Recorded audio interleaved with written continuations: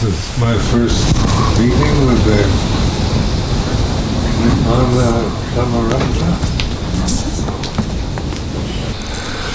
I appreciate your invitation to come here for Dhamma.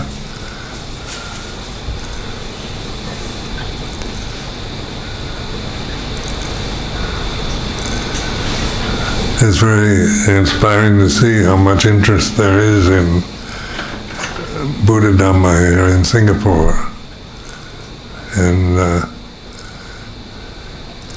when I came several years ago, I was so impressed because to see so many people interested, especially in the Theravada school of Buddhism, in the Thai forest tradition.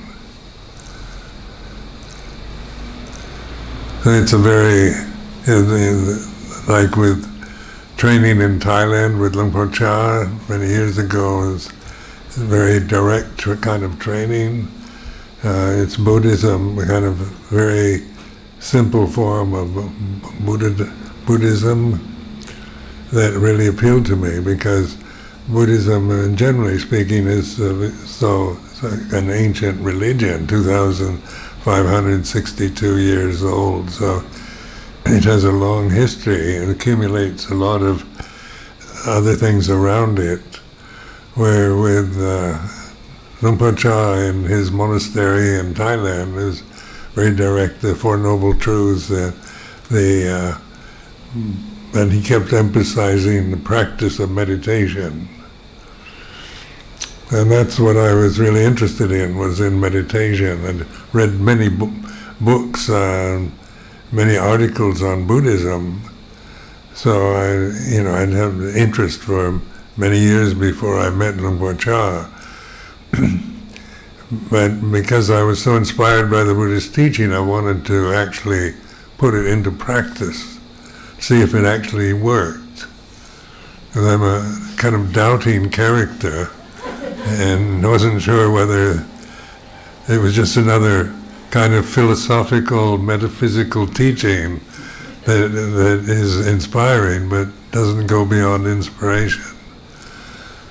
So Buddha Dhamma is inspiring in the Tripitaka, in the scriptures, in the suttas. You read these and it creates this interest in the teaching of the Buddha. But what Luang Por Chah emphasized all the time was patipata, which is put it into practice, make it work, because it's about the brilliance of the teaching is it's practical, it's not theoretical. So it's not about theories about the origin of life or metaphysical doctrines that you have to believe in. The Buddha established his first sermon on the most common, ordinary human experience there is, the experience of suffering or dukkha. And you think of that is common to everybody, whether you're, the king, queen, or beggar on the street or whatever, male or female, ancient India or modern Singapore, suffering is the most common experience that we all have, and that the Buddha put that in that category of a noble truth. Most of us, we want to get rid of suffering. We can't see what's noble or true about it. We just want to get rid of it and find happiness. We want nibbana. We don't want dukkha, suffering. So this is a very interesting approach, because I was brought up as a Christian, where you believe in metaphysical teachings first. You have to believe in God, and it's all very inspiring because it's based on beautiful thoughts and metaphysical theories. But you have to believe it. You can't prove it. It's more or less a religion is is that which you believe in. You take on the metaphysical doctrines and believe in them. Where with Buddhism, you're not asked to believe in anything. The Buddha said there is suffering.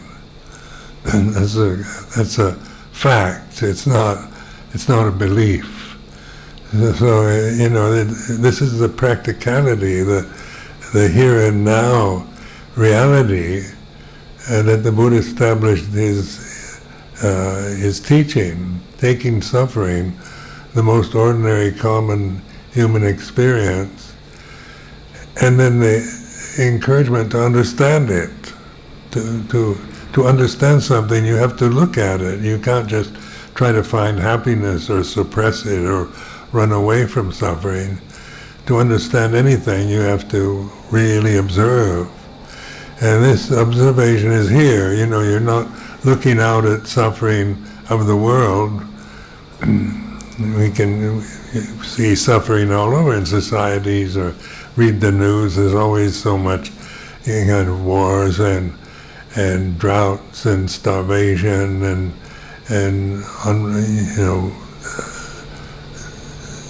terrorist news about terrorism, things like this, about suffering outside. But to understand the First Noble Truth, you look inward. You're being aware. You're using awareness, mindfulness, to be aware of the body is like this. Right now you're sitting in this Dhamma hall, and the reality of sitting, you're reflecting on it. It is the way it is. So you're looking at what exists here and now. Sitting or breathing, inhaling, exhaling is taking place now, here and now. It's not about the future enlightenment or the past periods of your life. It's about right now, in the Pali, the Paccuppanna Dhamma. So you're learning to reflect this ability that we have as human beings to observe the body that we have, no longer from the position of owning it, because the biggest obstruction to enlightenment is believing that we are the human form, that's what we are, and at the end of the day we're a physical body, a man or a woman. We identify with the age, how old we are, with the color of our skin or the ethnic background that we identify with. We create all kinds of identities that create a sense of self or the ego. So suffering is to be understood. You're looking at just the sense of the state of mind, the sense of not being sure, of anxiety, of worry about the future, of confusion, of doubt, not to mention forms of anger and aversion, hatred and jealousy and greed. We are aware of that. Right now, sitting in this room, each one of you knows that you're conscious. If I asked you, each one of you, are you conscious? You'd have to say yes. But what is consciousness? Then you ask yourself. You say, yes, you're conscious, but what is it? You can't objectify it, you can't see it, you can't smell it or hear it, but you know it. So this knowing here and now is developing the wisdom faculty. And the Buddhist teachings are wisdom teachings. They're pointing to reality, to the way things really are. Like generally the feeling that we identify with mortality, with birth and death. So the sense of ourself, our separation, is that I'm this mortal form sitting here.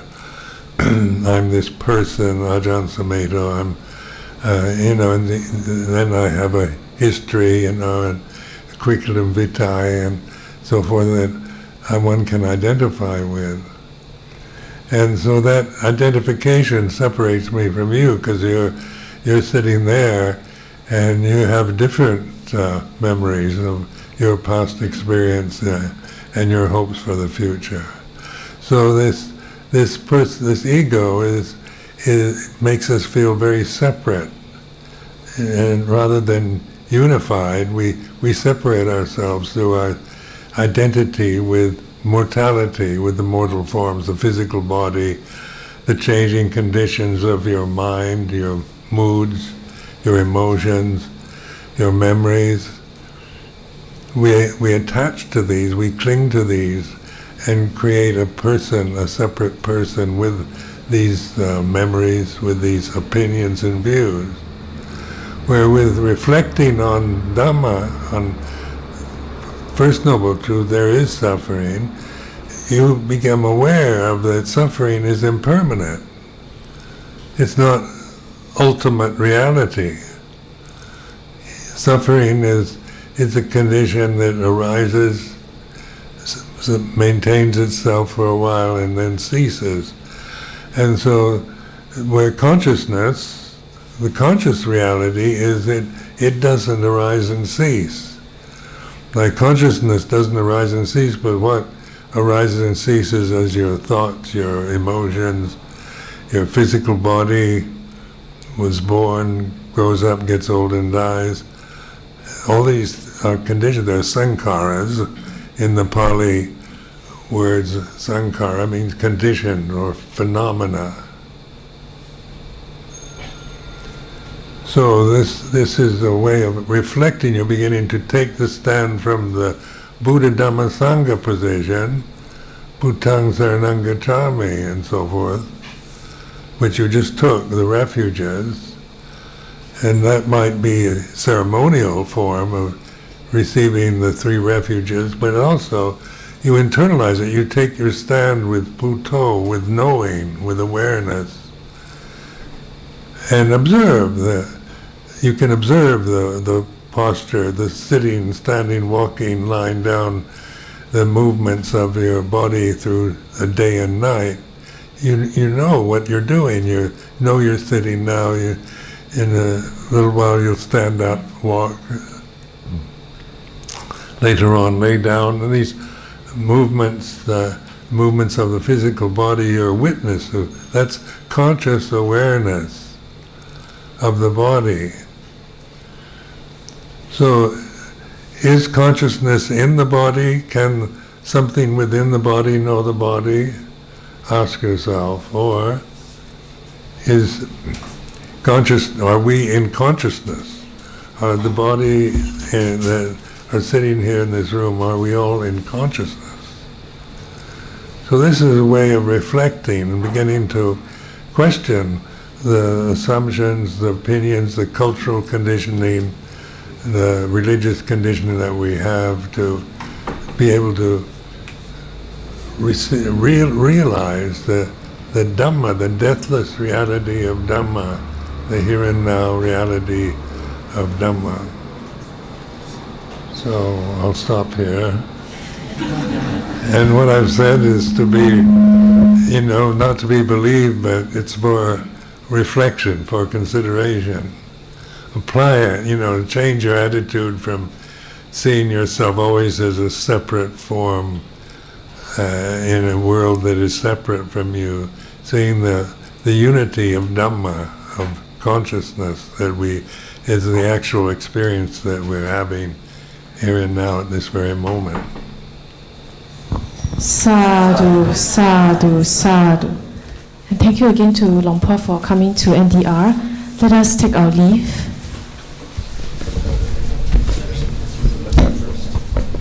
Sorry.